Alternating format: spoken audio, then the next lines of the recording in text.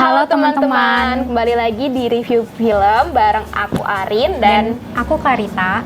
Oke, kali ini kami bakal bahas film Perfect Stranger nih yang baru aja tayang bulan Oktober nggak sih? Oktober 2022 ya? Benar banget. Iya, oke. Nah, itu tuh film tentang 7 sahabat yang mengadakan reuni. Sebenarnya salah satu sahabat di situ mengadakan syukuran rumah karena baru pindah ke apartemen yang baru. Terus ya mereka makan malam bareng gitu lah ya istilahnya. Nah, terus tiba-tiba salah satu orang di situ itu tuh ngasih ide nih, gimana kalau kita ngumpulin HP kita di meja gitu. Setiap ada notifikasi apapun itu harus diketahui oleh semua orang gitu. Nah, ternyata kagetnya itu banyak menimbulkan kejutan-kejutan kayak gitu. Jadi kayak oh my god, semua rahasia mereka terungkap satu persatu gitu ya. Iya, benar banget. Menurut Clarita, filmnya gimana nih? Nah, menurut aku filmnya menarik banget karena di film ini tuh bukan hanya mengangkat satu tema aja, tapi dalamnya tuh ada banyak banget tema yang diangkat. Contohnya masalah rumah tangga, masalah anak, LGBT, terus hubungan antara suami istri. Iya, tapi pokoknya secara keseluruhan ini tentang hubungan keluarga ya, rumah tangga gitu ya. Kalau menurut aku sih film ini bagus banget sih. Maksudnya itu tuh cuma ada di satu ruangan tapi nggak ngebosenin gitu loh. Tetap selalu ada kejutan-kejutan yang bikin kita penasaran terus dan pengen nonton terus gitu. Apalagi film ini diperankan oleh aktor-aktor papan atas ya sih. Iya, benar banget. Jadi visualnya tuh sangat menarik kita buat terus menonton. Walaupun film ini berdurasi 126 menit, tapi sangat worth it untuk dinikmati. Jadi buat kita tuh jadi enjoy aja nontonnya gitu. Dan film ini tuh juga bikin kita sadar kalau apa? Kalau sebenarnya HP kita itu menyimpan semua rahasia kita gitu ya. Jadi ya mau gimana pun kita bergimik di depan orang-orang, kalau misalnya udah menyangkut HP itu benar-benar diri kita yang sebenarnya gitu loh. Ya nggak sih? Bentar. Ada orang. Menariknya film ini itu udah di remake oleh 20 lebih negara, ya Iya, kan? benar. Dan Indonesia menjadi negara ke-21 yang meremake film ini. Jadi film ini tuh awalnya tuh dari Italia pada tahun 2016. Kemudian karena filmnya saking menarik, di remake oleh beberapa negara besar dan Indonesia. Salah satunya Indonesia ya. Benar sekali, dan Indonesia juga meremake film ini. Nah, namun film ini tuh nggak tayang di bioskop, jadi tayangnya itu di Prime Video. Kalau misalnya teman-teman mau nonton, kalian bisa nonton di Prime Video. Bener banget. Terus kita bahas apa lagi nih? Mungkin scene paling disuka ya? Ya, scene favorit. Scene favorit Clarita apa? Kalau scene favorit aku itu ketika Tomo ini tiba-tiba melakukan olahraga di tengah jamuan makan malam. Aduh, itu lucu banget. Karena dia itu berkomitmen untuk setiap 2 jam sekali. Iya, olahraga. Iya, benar banget, untuk bergerak gitu, dan itu selalu ada pengingat di HP-nya Tomo ini. Benar, gitu. Usaha dia untuk ya memperbaiki dirinya lah. Jadi dia pasang aplikasi untuk mengingatkan dia untuk selalu berolahraga gitu. Benar banget. Iya, terus kalau scene favorit aku sih sama, scene-nya Tomo juga, tapi kali ini yang di bagian akhir-akhir.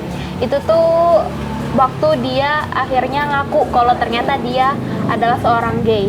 Jadi di situ tuh benar-benar emosinya tuh dapat banget. Jadi waktu dia bilang aku gay gitu kan, dia yang gay, itu benar-benar kayak kita tuh dapat apa ya? Dapat emosinya.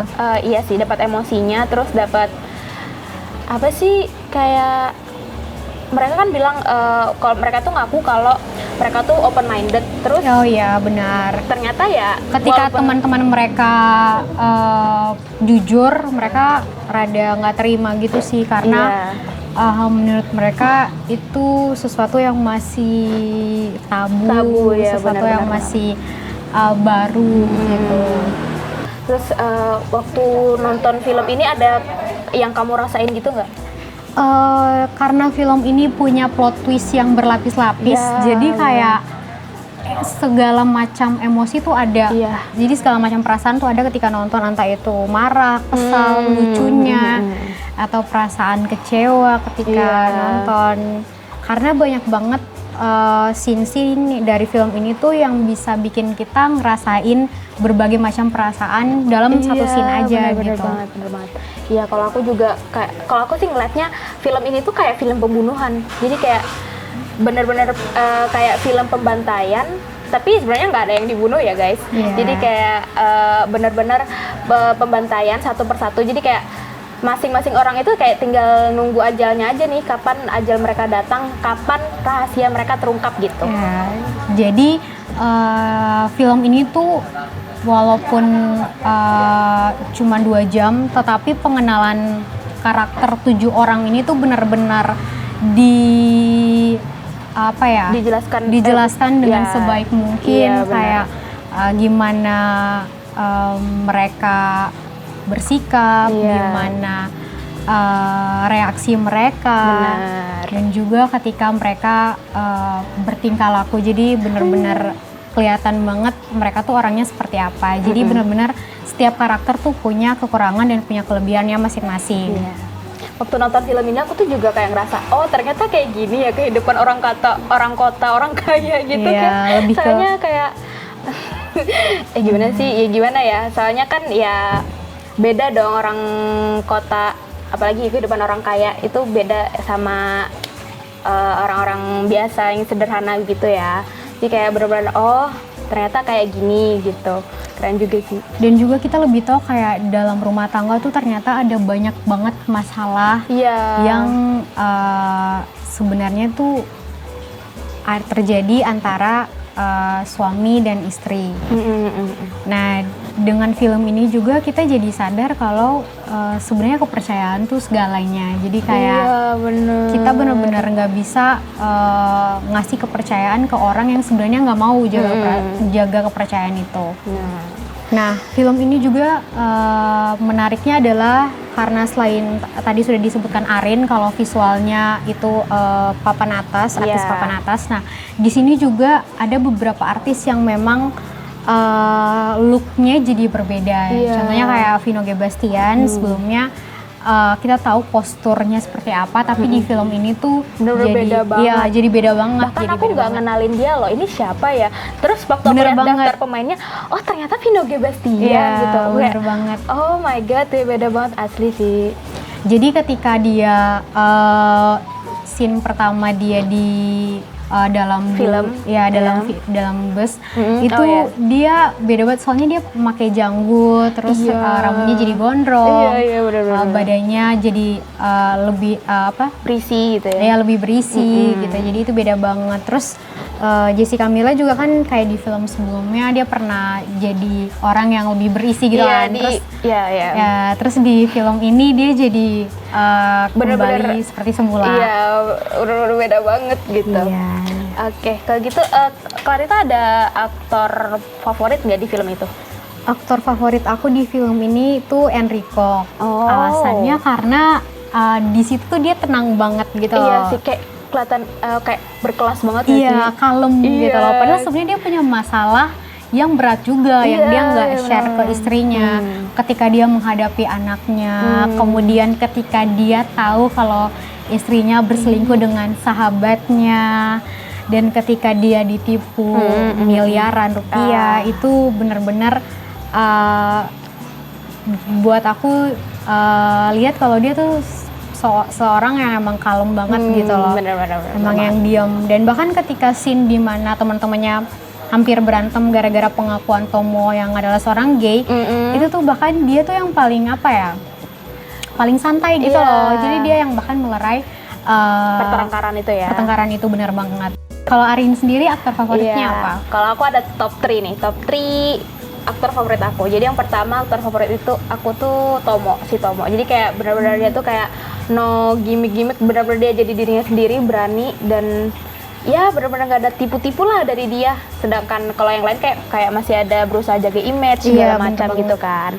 Terus kalau aktor favorit aku yang di film itu Enrico juga, yaitu seperti yang dijelaskan Clarita ya, kayak dia tuh benar-benar keren gitu loh, kayak berkelas, terus kayak dewasa banget, terus dia juga bagus banget dalam hadapi anaknya. Bahkan padahal biasanya kan anak itu lebih dekat sama ibunya nggak sih? Tapi kalau di sini anak itu lebih dekat sama si Enrico ini. Terus kalau yang ketiga aku suka banget sama si Jessica Mila. Itu Kesha, bener. Si Kesha itu walaupun di awalnya dia agak apa ya, kayak anak manja kayak gitu, clingy parah sih. Iya. Tapi terakhir tuh dia kayak slay banget, slay gitu banget. Terus kayak dadas, ya? Bener banget kayak, sih. Keren banget. Cara gitu. dia mengetahui suaminya yang berselingkuh dengan pegawai kafe tuh, wah keren banget. Terus dia juga dia kayak yang satu-satunya kayak nggak punya salah nggak sih di film itu? Iya. Walaupun ada yang mencurigakan dari dia, tapi dia bisa membuktikan itu kalau itu sebenarnya nggak benar gitu. Iya, benar banget. Padahal sebenarnya tuh dia tuh digosipin sama mantannya. Bukan, sama istri dari teman suaminya. Sama Eva, sama itu satu lagi yang istrinya si Adipati. Kan si dua itu tuh sebenarnya mereka suka gosipin si Kesha di belakang gitu loh. Oh iya benar, Gimana aku baru inget. Ya aku baru inget. Ya gitu. Iya sih. kayak gitu. Padahal dia sering digosipin itu ya siannya. Kira-kira ada amanat yang bisa dipetik dari film ini nggak dari Clarita? Amanat dari film ini adalah kenali pasanganmu sebelum kamu memutuskan menjalin hubungan dengan dia di tahap yang lebih serius. Kemudian saling jaga kepercayaan. Ketika kamu sudah berkomitmen, itu kamu harus saling jaga kepercayaan, komunikasi harus jalan, dan ketika kamu ada masalah tuh harus saling share. Jujur sama jangan disimpan sendiri gitu. Bener banget. Karena ya kalau simpan sendiri juga sebenarnya itu bukan melindungi pasangan, tapi sebenarnya malah meretakkan hubungan rumah tangga ya. Itu akan jadi bom waktu di bener. Keadaan yang akan datang. Iya benar. Kalau dari aku mungkin amanat yang pertama ini ya, film ini tuh benar-benar mengajarkan kita apa itu arti cinta gitu. Jadi kayak beberapa kali ditanyain kan dari film itu, cinta itu apa sih kayak gitu. Ada yang dari pandangan Kesha, kalau dalam sehari itu 30 menit kalian merasa butuh bicara dengan pasangan kalian, berarti itu cinta. Gitu segala macam gitu kan.